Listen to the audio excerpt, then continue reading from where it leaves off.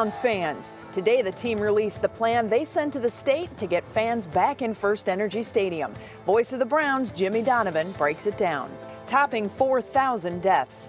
We put the COVID-19 pandemic in perspective and how it's shaping up against other major epidemics. We're talking about unsurvivable storm surge in Cameron Parish. It's a warning to get out. Hurricane Laura is strengthening in the Gulf of Mexico. We have a live report from Louisiana as they prepare for the worst. COVID-19's impact on our local film commission, and it's not all bad news. What's fortunate is the entertainment industry is made up of probably some of the most creative people in the world. And thankfully everybody's working very collaboratively. Why we're in better shape than major cities like New York and LA. And it's Dog Day. We want you to send us pictures of your fur baby. Plus, we have some tricks to teach your dog if they're craving attention while you are trying to work from home. What's New starts right now. And now, live from WKYC Studios, this is What's New. Happy Wednesday, everybody. It is a very busy Wednesday at that. Thanks so much for watching What's New. I'm Betsy Kling. Romney joins us once again in for Jay. Always fun to be with you. I have to say I'm extra happy today because it's my Friday. Not going to rub it in, though. But okay. Like you said, we are swamped with news, which is a good thing in our industry. And we're talking news, weather, and sports. So let's get to it. We do have breaking news to talk about off the top here from the NBA. The Milwaukee Bucks have refused to take the court for Game 5 of their playoff series against the Orlando Magic.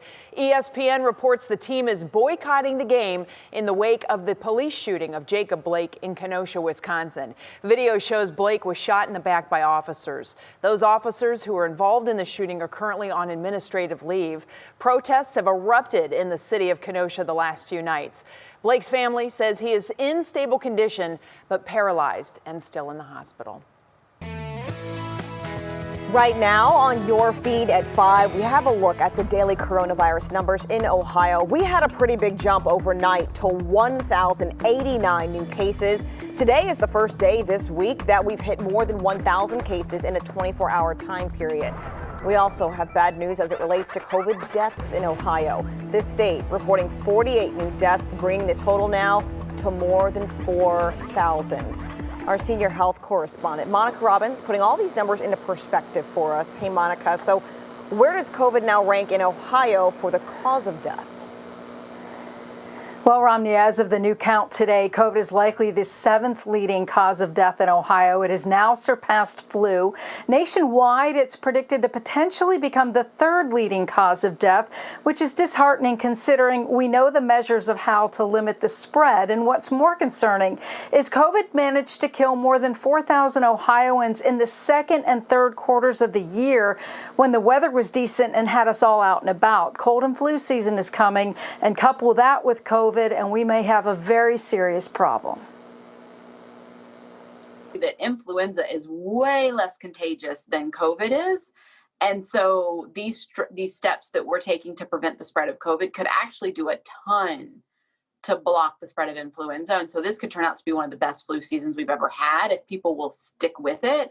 But I fear that people won't be able to. Like they're so fatigued from it already that I really do worry what this winter could be like. And that's what keeps me up at night. Wow. Monica, I've heard the term twindemic as it relates to the flu and the coronavirus pandemic. A lot of people might be wondering, will the flu shot be effective? Do I need to get it this year still? Yes, everybody needs to get the flu shot. And yes, you still need to wear masks. And, the flu shot is critical because there is some research out there indicating it may actually be helpful in boosting the immune response to fighting off COVID. But more importantly, we don't want hospitals filling up with flu patients in addition to COVID patients because that's obviously going to overwhelm the system. And as for masks, don't quit wearing them anytime soon. They may actually help keep flu season at bay, like Dr. Edwards said, by giving us additional protection. And in fact, though, you can likely expect to be wearing those masks through 2021 because this virus isn't going away anytime soon, and we have to wait and see how effective the vaccine will be when it finally becomes available. I completely agree. I think it's going to be here for a while. I fully plan on continuing to wash my hands and wear my masks till the end of the year. Thanks, Monica. And distance socially. Yep, yes. That too.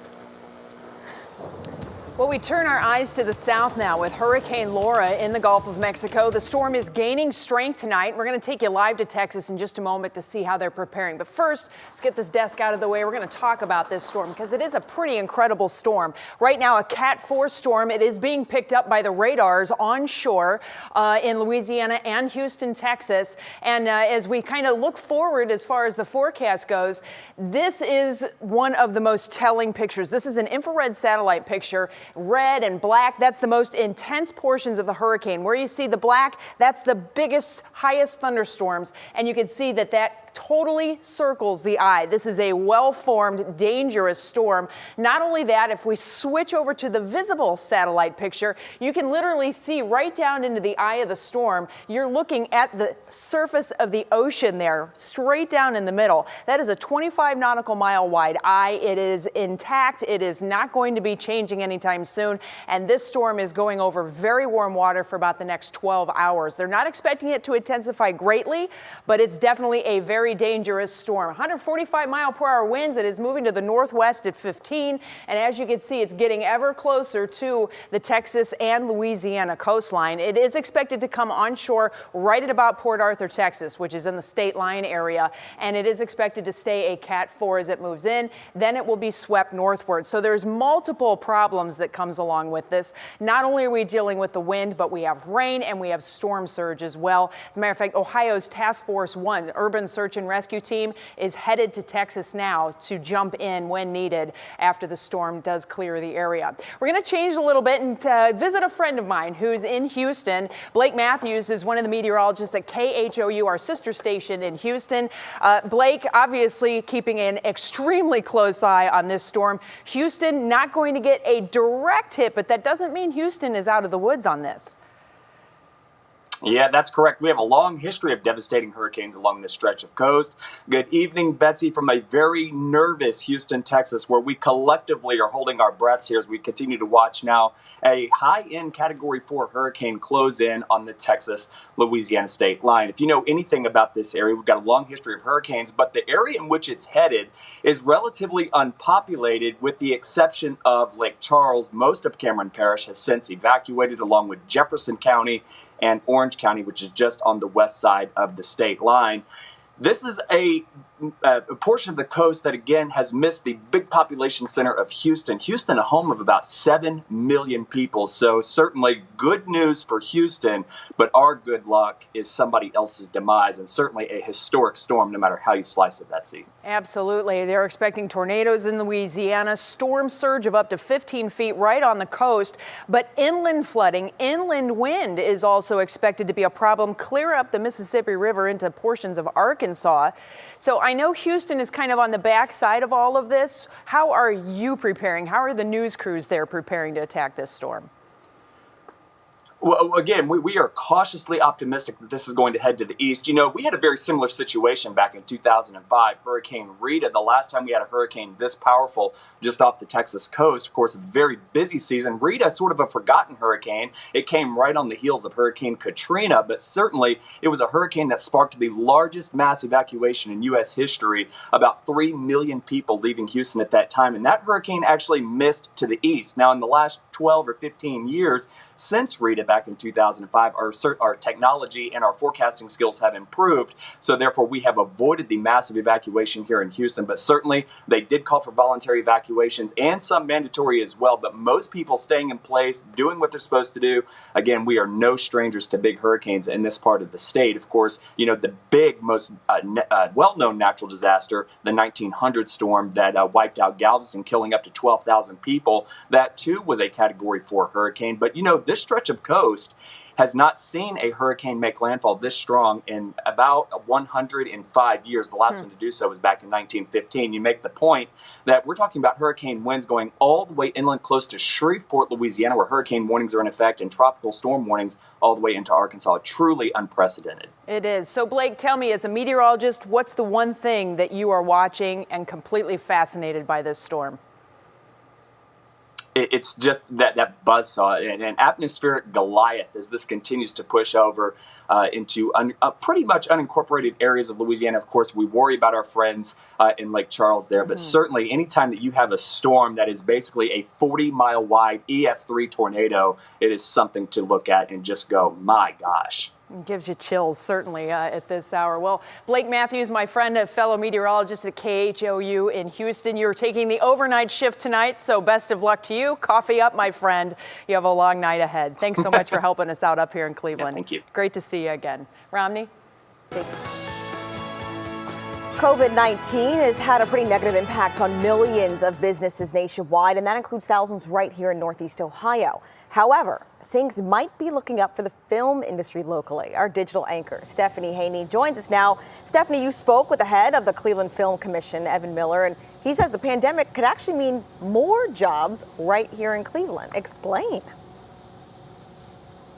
That's right, Romney. Yes, it looks like Northeast Ohio is uniquely well positioned in the entertainment industry after COVID-19. Here's what the president of the Film Commission told me about why it's looking up. What's fortunate is the entertainment industry is made up of probably some of the most creative people in the world.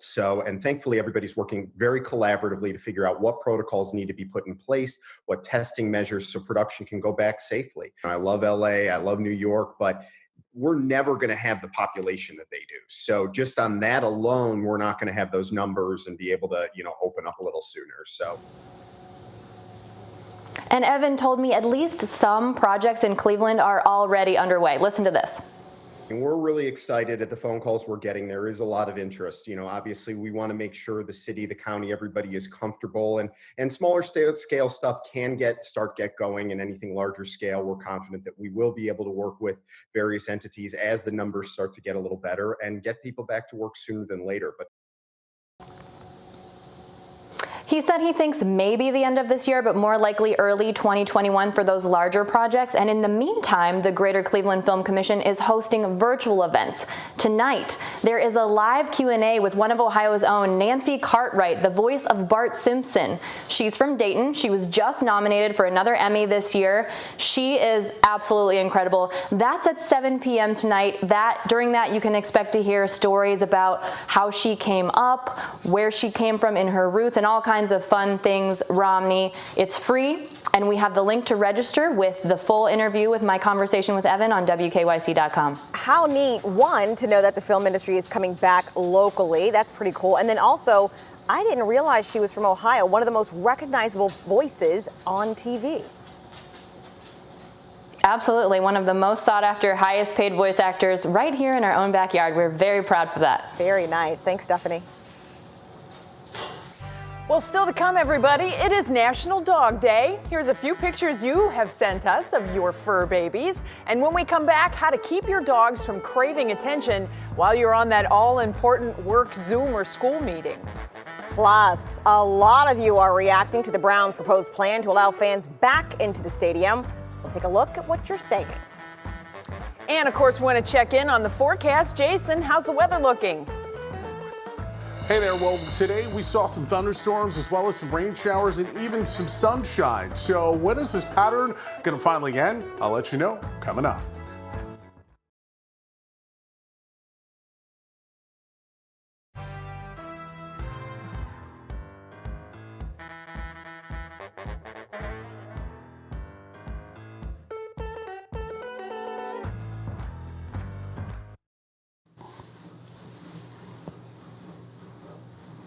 Hey there, 1, 2, 3, 4, 5. 1, 2, 3, 4, 5, 6, 7, 8, 9, 10, 11, 12, 13, 14, 15, 16, 17,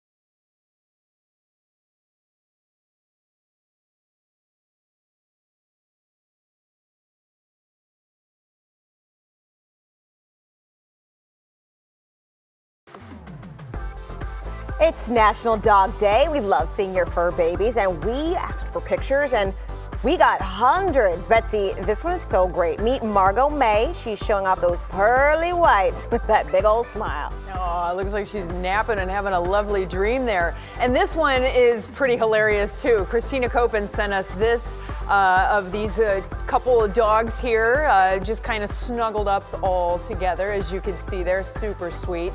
Love to see those pups. And of course, I have to show off my own little man, Lenny. His name's Lenny Kravitz because he's my rock star. He is a 14-year-old Yorkie who is extremely grumpy. He's impatient, and he only whines at me, never Jason for some reason. But I still love him. The Lenny stories are kind of fun. It was one of the best parts of when you guys first got here. He is trying to adapt. A total personality. It is unbelievable. Certainly is. Well, I mean, we all love our pets, and we know that you do too. But with so many people working from home, learning from home with school, they're trying to negotiate everything with their fur babies every day. That's a real thing. So we actually reached out to Valerie Ross-Smith from Sits and Wiggles for some new tricks and tips that you can actually try when your dog starts craving attention when you're on a Zoom virtual meeting. First up, she recommends starting your day with a long walk to tire them out a little bit. Then she recommends holding some of their breakfast and giving it to them in a fun new way. So one of my favorites, very common one that we see is, of course, the Kong. You stuff it full of good, tasty food. A concern a lot of folks are, well, if I'm doing this every day or for every Zoom call, won't that make my dog fat? That's why I said, hold back on that food. Don't feed them out of their bowl. If you soak their dry food, or maybe you use some canned food and mix it up and then stuff it in your Kong. If you freeze your Kong, you're going to have even longer time to kind of have your dog distracted and working on something without bothering you. Very good tip. She also recommends the snuffle mat. That's a rag rug with a rubber backing. Valerie says to spread your dog's food or a few treats on it, and it'll slow them down to kind of give them some mental enrichment as well. Now, she did warn the mat is a little pricey. You can find them on Etsy or her shop as well.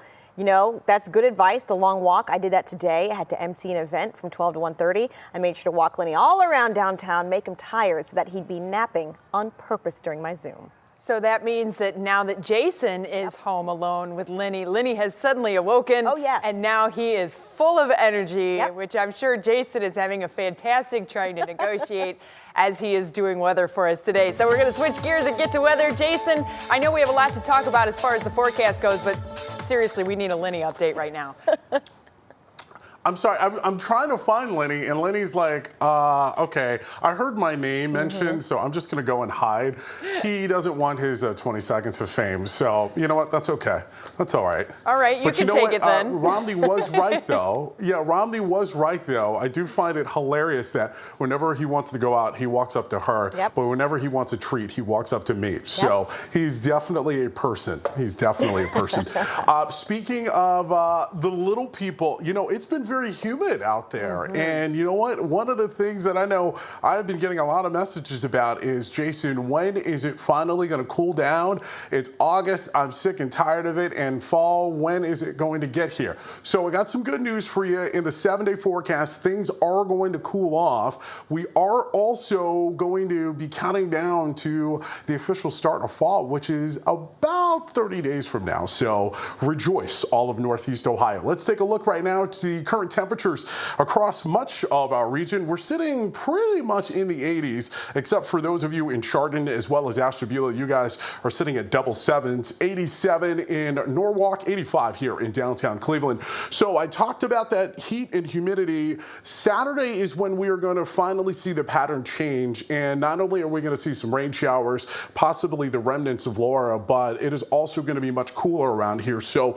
just deal with it for a couple of days, and I promise you things will be much better. Doppler radar, things are calm right now. We are seeing a little bit of cloud cover, especially well to the south of Northeast Ohio, but we are not seeing any precipitation right now. So things are quiet to our west, but a much wider view on the satellite and radar.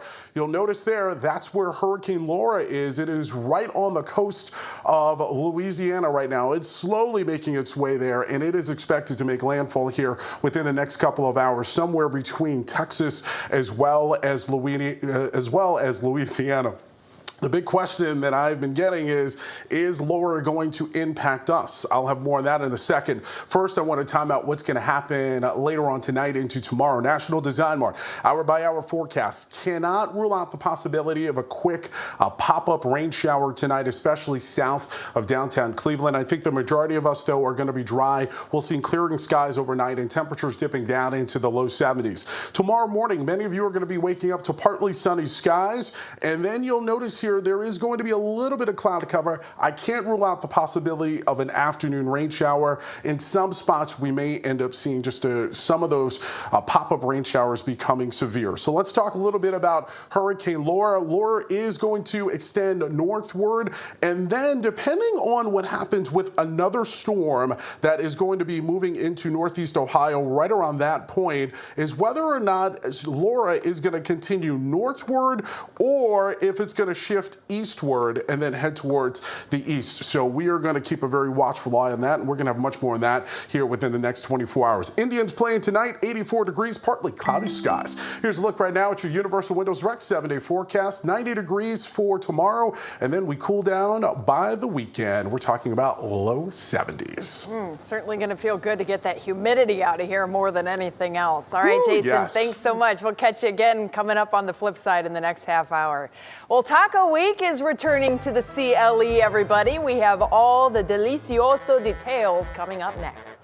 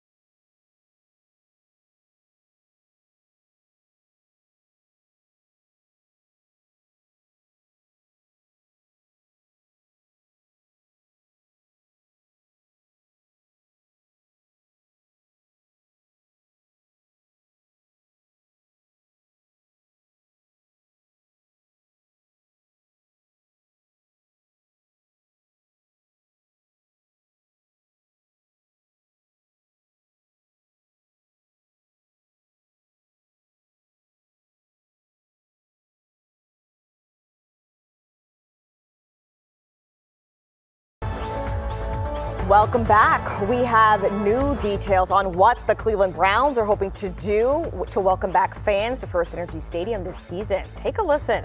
There are 7 principles, some including socially distanced, staying 6 feet apart, wearing a mask, and a health screening. And get this, tickets will now be sold in pods. So you will sit with a group of up to 10 people that you know. And no other pods will be within 6 feet of another pod.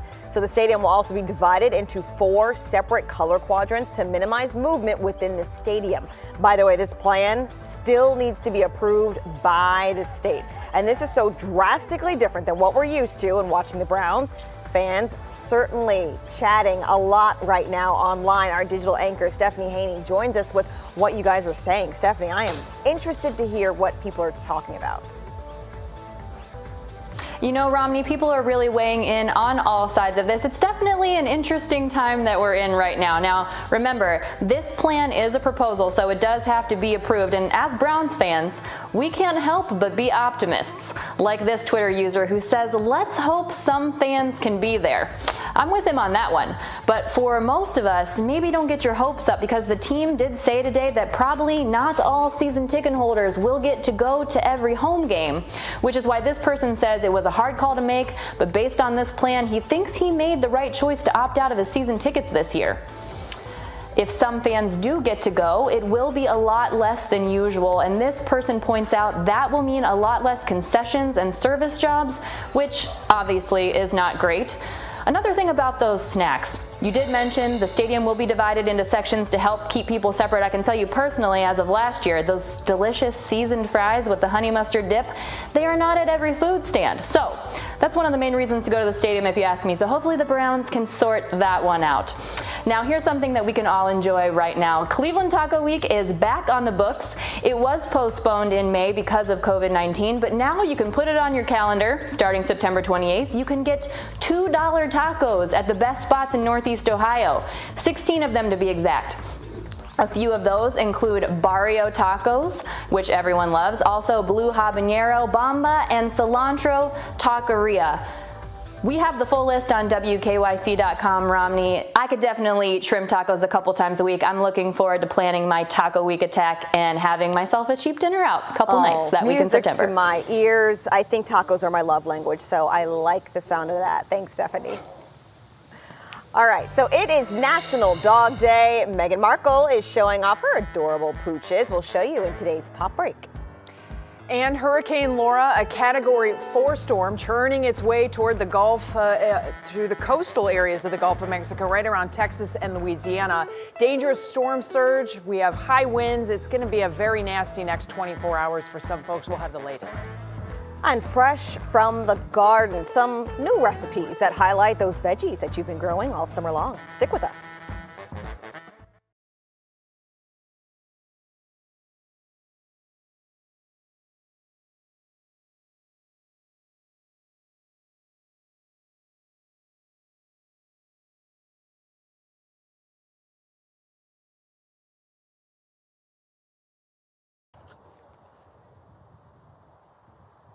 Okay.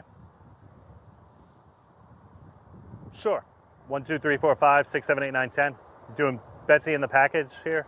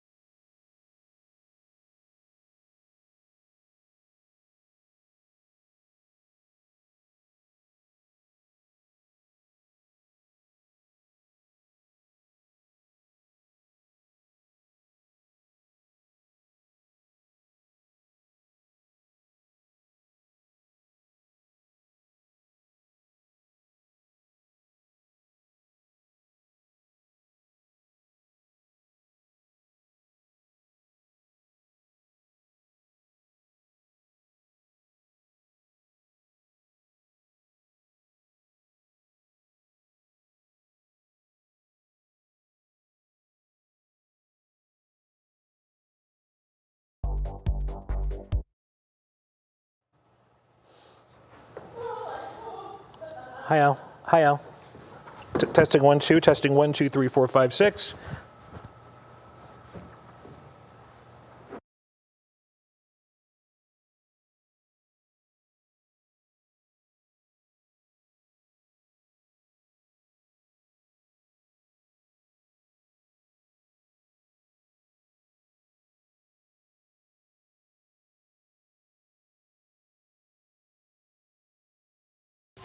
And now, live from WKYC Studios, this is What's New.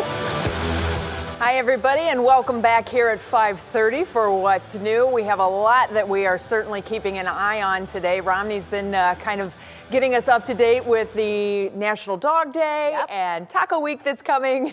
We have a whole host of different topics to get with this evening, but we do want to get right into our top talker tonight, which is, of course, Hurricane Laura, as it is about to make landfall in the next 12 to 15 hours on the Gulf Coast of Texas and Louisiana. The storm, a powerful Category 4 storm right now, 145-mile-per-hour winds.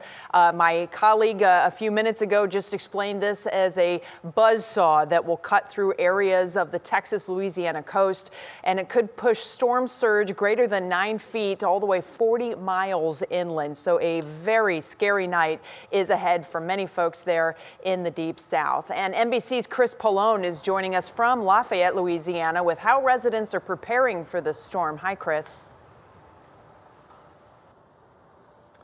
Yeah, hey there, Betsy. And over the last few hours here in Louisiana, we've started to see the wind pick up, higher gusts. We've had heavy periods of rain as those outside feeder bands start to cut through the area, even though the storm is so far offshore. There have even been tornado warnings here in the state of Louisiana kicked up by the storm as it starts to move onshore. Like you said, packing 145-mile-an-hour winds. Forecasters, some of them say this could be a historic storm, and it's expected to strike sometime after midnight. As the hours pass, the warnings about Hurricane Laura are becoming more dire. People need to heed the warnings they've been given and to evacuate. The governors of Louisiana and Texas warning the 20 million people potentially in the storm's path. Take this seriously. The hurricane is going to be quite severe, very powerful winds. With a strong impact. The National Hurricane Center warns of catastrophic wind damage where Laura's eye makes landfall, now projected to be at the Louisiana-Texas border after midnight. But the bigger concern is what the Hurricane Center calls unsurvivable storm surge, not just at the coast, but potentially reaching 30 miles inland. To think that there would be a wall of water over 2 stories high coming on shore is very difficult for most to conceive. But that is what is going to happen. We appreciate it. Thank you. All right. The mayor of Port Arthur, Texas, expecting the worst. We are anticipating catastrophic damages. If you stay, we are anticipating loss of life. I've been through Harvey, and I ain't finna change this. I decided just to get on out of here. The time to prepare is over. Laura is almost here. Chris Pallone, NBC News, Lafayette, Louisiana. And forecasters are reminding people in the region that this is not just a coastal storm. Once Laura moves onshore, it could still cause widespread power outages and flooding in states like Arkansas, Tennessee, Mississippi, and Kentucky. In Lafayette, Louisiana, I'm Chris Pallone, NBC News. Yeah, so that's the story here from Lafayette. That's the story from here in Lafayette, Betsy. Obviously, last-minute preparations pretty much over at this point. We're just expecting the bad weather to start pouring in very soon. I guess so, certainly, and our hearts and thoughts go out to everybody down there who's getting ready for a very, very long night. Chris, we've had a lot of discussion here earlier in the newscast about earlier storms that have already passed through that area. So they're no stranger to these storms down there, certainly, but this kind of is reminiscent of one storm in particular. Yeah, that's right. Hurricane Rita, 2005. If you remember, obviously Katrina, one of the most devastating storms in history, hit late August. As a matter of fact, the anniversary is coming up in 3 days. But later in September, Rita came through on a path very similar to this storm, caused billions of dollars worth of damage, killed, responsible for at least 100 deaths. They're hoping that this one is not worse. Well, Chris Pallone, certainly you hunker down and stay safe tonight. You and your crews will be thinking about you, and hopefully we'll hear from you again tomorrow on the backside of this storm. Be safe. Thanks, Romney. Betsy. Russ Mitchell is here now with the other big stories of the day. Russ, what can we expect tonight at the RNC? Hey, Romney, good afternoon to you. Tonight does mark night 3 of the Republican National Convention. Vice President Mike Pence is on deck as tonight's keynote speaker. He will deliver that speech from a former military fort in Baltimore, known as the site where Francis Scott Key was inspired to write the Star-Spangled Banner during the War of 1812. North Ridgeville police accused these two men of trying to abduct a realtor. Michael Helton and Michael Evans both face abduction and assault charges. Investigators say they tried to pull the 54-year-old realtor into their SUV. She did manage to get away, but has bruises and cuts on her arm. And two Mayfield High School football players have tested positive for coronavirus. The football season for freshmen, JV, and varsity teams has been suspended until further notice. Also, 3 volleyball players have also recently tested positive. And we got late word this afternoon, Romney, that 1 female soccer player and 1 JV volleyball player tested positive at Gilmore Academy. No word yet on what is next for those teams. Wow, we will certainly keep an eye on all of those stories. Thank you, Russ. Sure. Well, our Computers for Kids drive continues this week, and the good news, more companies are stepping up to close the digital divide by donating computers. Our Brandon Simmons has information on how those in need can get one of those donated computers for the upcoming school year. Cross Country Mortgage is the latest local company to hand its devices over to PCs for People during our Computers for Kids drive, donating 89 laptops along with monitors and printers. We need to create a conducive learning environment for all students, and we're just trying to do our part. About 2/3 of Cleveland school students lack a device to use while working from home. Companies like Cross Country Mortgage, along with other large corporations like Eaton and GE Lighting, are stepping up to fix that. In order to learn, you have to have equipment. If we're going to do online learning, every company, not only Cross Country Mortgage, has to do their part in trying to provide the students with the platform for them to succeed. Donated computers head over to PCs for People, where the data is wiped clean and the computers are readied for those in need. Thanks to the funding from the Cleveland Foundation and Cuyahoga County, we have financial aid available for 10,000 individuals to receive computers and 5,000 hotspots. And if you need a device, registration is now open, but is expected to fill up quickly, despite the surge in donations. We've got thousands of computers on stock and many thousands more coming from the corporations that have stepped up. Now, if you're in need of a device, PCs for People encourages you to register online using a friend or family member's computer, but you can also call if you need to. We have all that information on our website, WKYC.com. I'm Brandon Simmons, 3 News. All right, everybody, it's time for Show Us Something Good, and this is definitely good. This baby koala is the newest addition to the Cleveland Zoo's family. The zoo said that this is the first time in nearly 10 years they've had a baby koala. Baby koalas are known as Joeys. The zoo said they stay in their mom's pouch for about 6 months.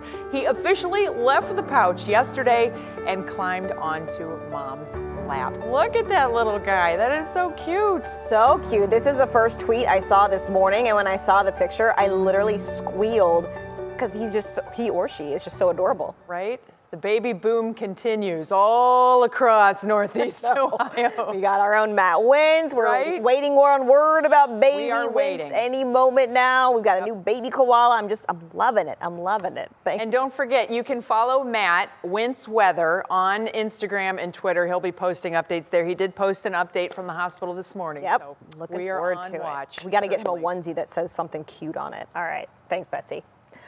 Well, speaking of baby booms, moms, we know y'all are amazing, and actress host Tia Mowry knows it too, and she's sharing some encouraging words about her weight loss journey after having her daughter more than 2 years ago. And Jason, we got to get an update. What's going on outside? Well, we've seen some rain showers yesterday. We saw some rain showers today. When are we finally going to dry out? I'll let you know after the break.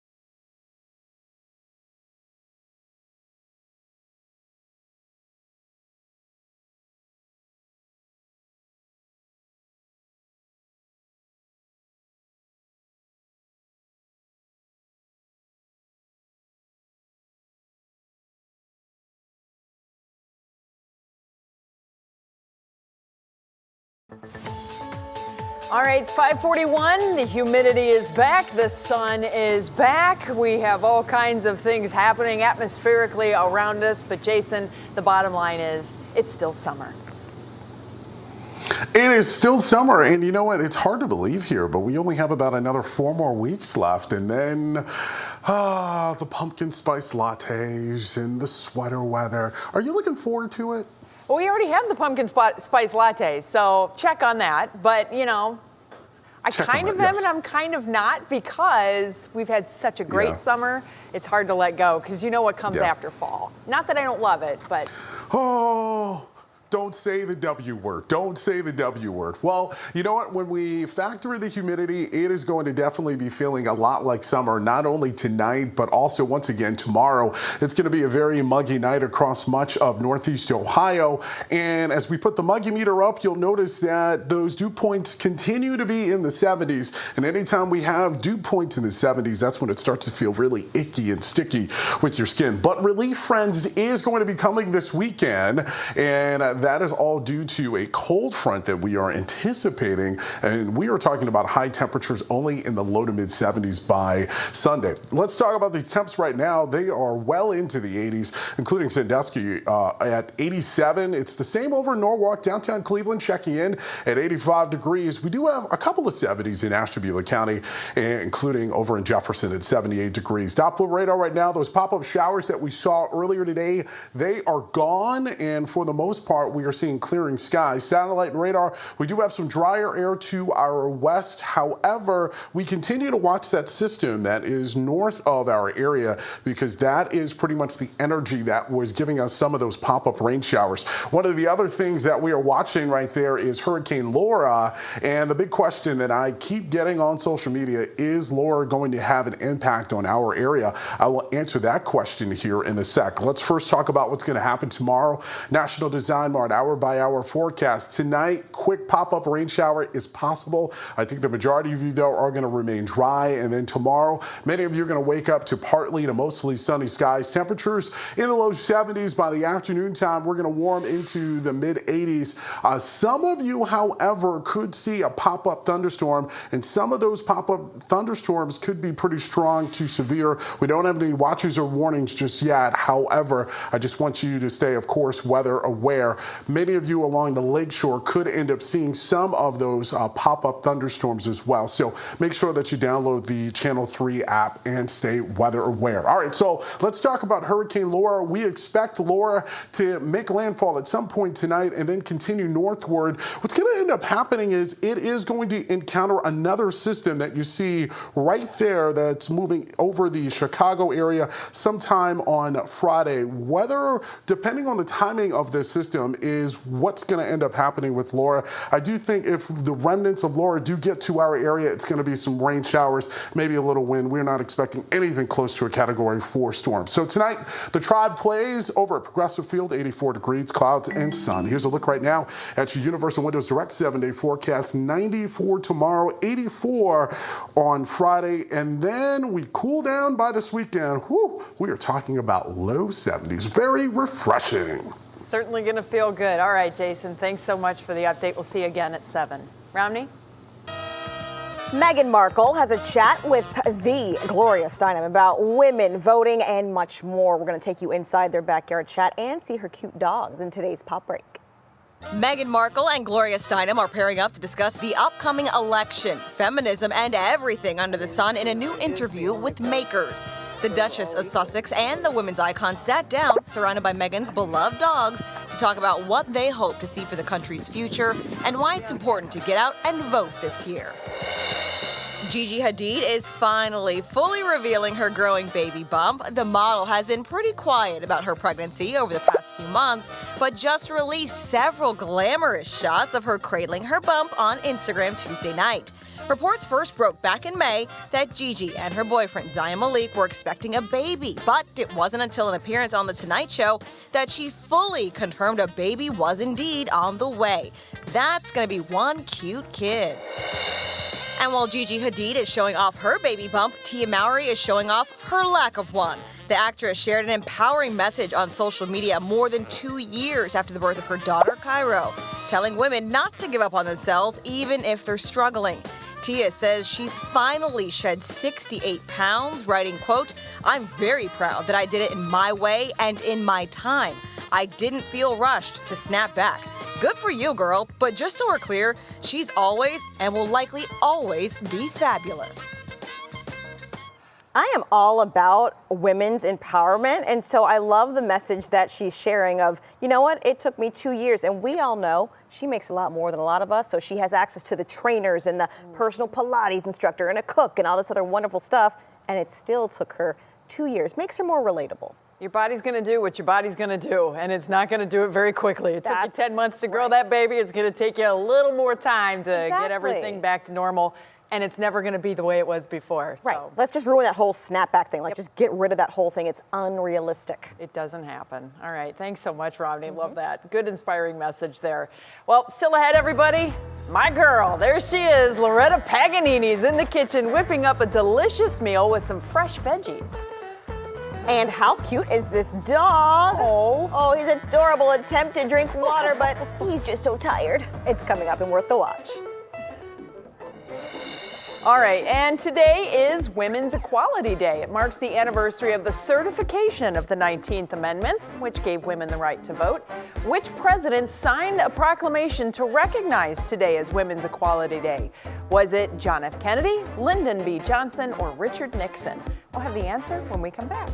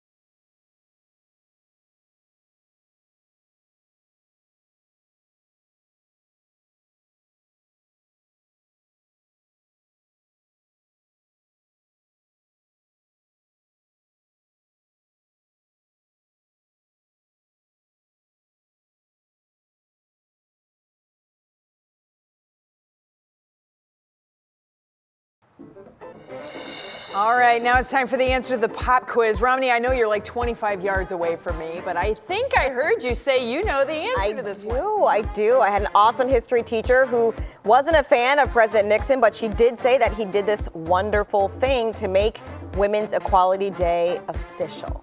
Awesome. And the shout out to the teachers. Yes. Double bang. Awesome. Thank you so much. Richard Nixon, it is.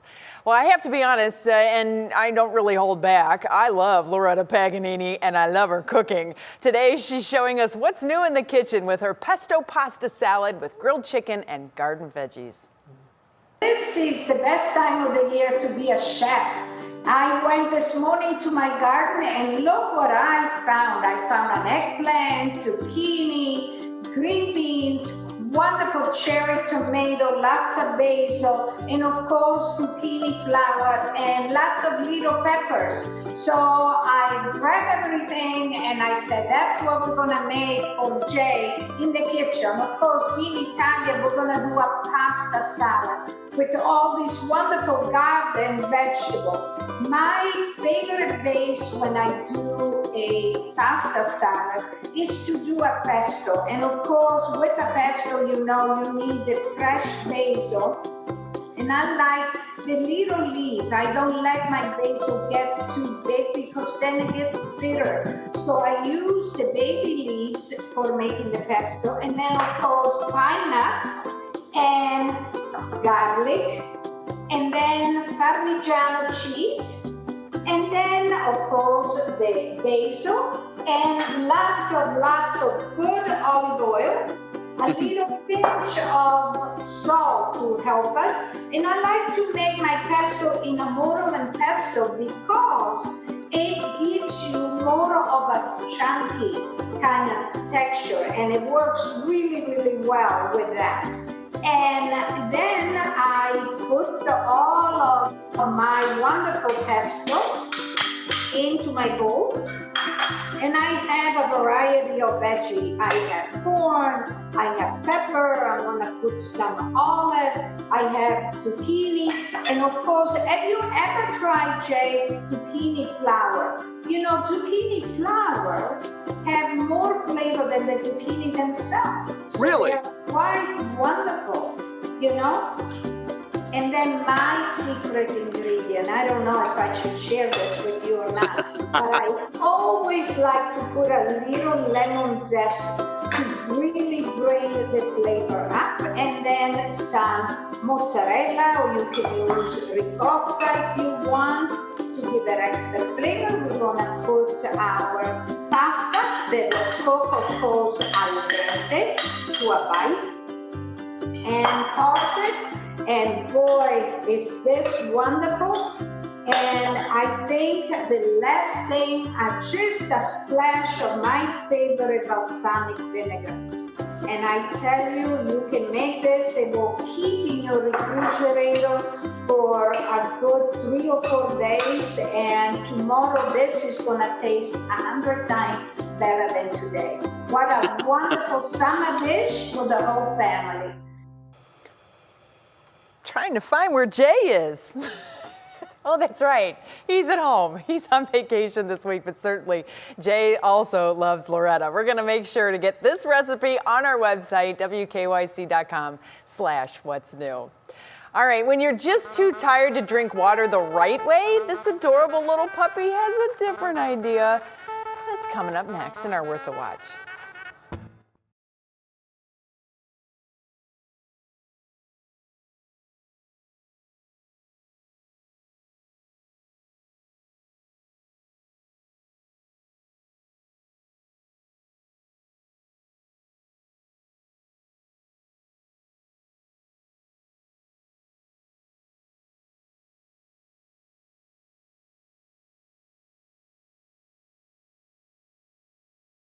Was Kenosha, Wisconsin, right? Kenosha, yeah.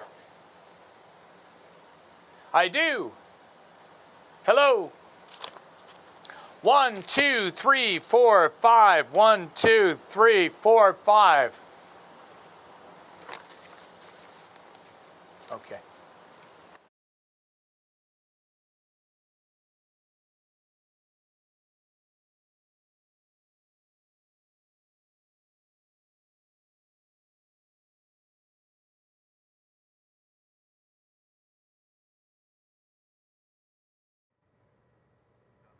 I got you. It's only appropriate that on National Dog Day, we shout out an adorable dog. Yeah, but I have sneakers on today. So I might look shorter, but I'm standing on my spot.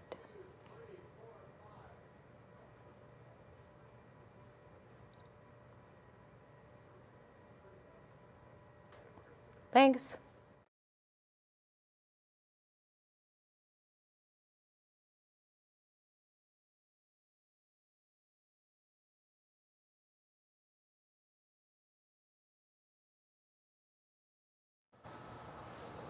Hey there, Al. Testing one. Good evening. I'm Laura Queso, and I'm Russ Mitchell. We now know details of the plan.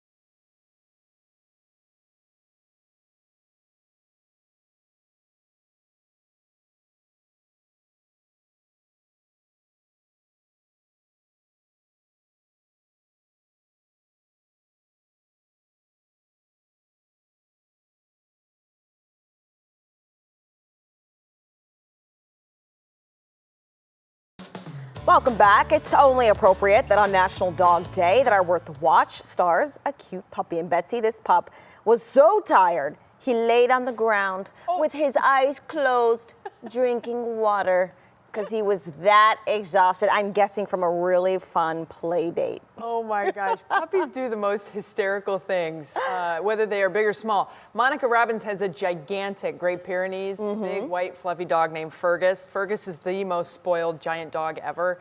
Fergus would be just doing that, but he's full grown. That is hilarious, and I feel like sometimes I do that with wine at the end of a work week. I just kind of sit there on my couch with my eyes closed, drinking wine. Just kind of rest the glass on the side of your mouth and just keep leaning back slowly. Just relax. Sometimes you just gotta relax that way. Let it dribble in. Thanks everyone for watching What's